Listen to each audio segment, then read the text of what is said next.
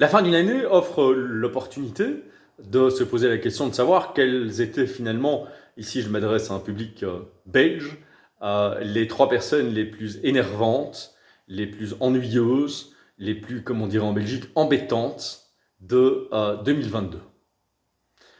En numéro 1, c'est un classement évidemment personnel et subjectif, mais en numéro 1, je mettrai de très très loin la ministre fédérale belge de l'énergie, Tine van der Straten, du parti écologiste flamand Groen.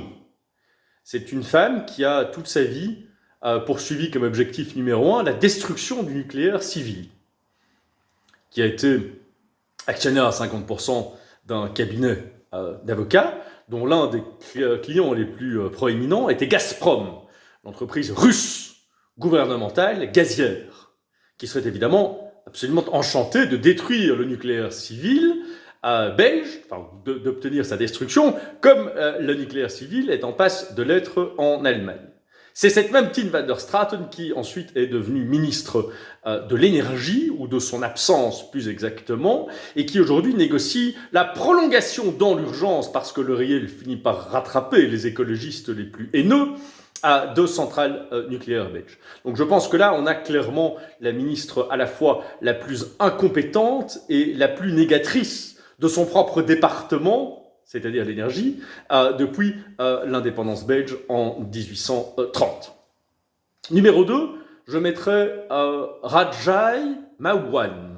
Rajai Mawan est la coprésidente du parti écolo, encore une formation politique écologiste. Alors Rajai Mawan, c'est quelqu'un qui s'était distingué dans le passé en diffusant, en relayant un chant qui appelait à frapper les fils de Sion. Je me demande bien qui est visé, fils de Sion, ça me dit quelque chose. Et qui plus récemment donc s'est distingué en applaudissant de manière très enthousiaste, pour ne pas dire frénétique, les exploits de l'équipe de Belgique, non parce qu'il n'y en a pas eu en plus, du Maroc, lors de la Coupe du Monde, alors que son parti avait appelé au boycott moral de la Coupe du Monde. C'est même un peu étrange. 3. Troisième personnalité, je dirais la parlementaire européenne grecque Eva Kaili, qui, ce sont des allégations, il y a eu un flagrant délit, donc on a le droit maintenant d'en parler, qui en se laissant corrompre par le Qatar, et je pense que cette enquête est loin d'avoir révélé ou livré, je dirais, tous ses fruits, a d'une certaine façon humilié l'ensemble des Européens. On a là une parlementaire européenne, ces gens sont très bien rémunérés, de manière directe et indirecte, avec les frais, etc.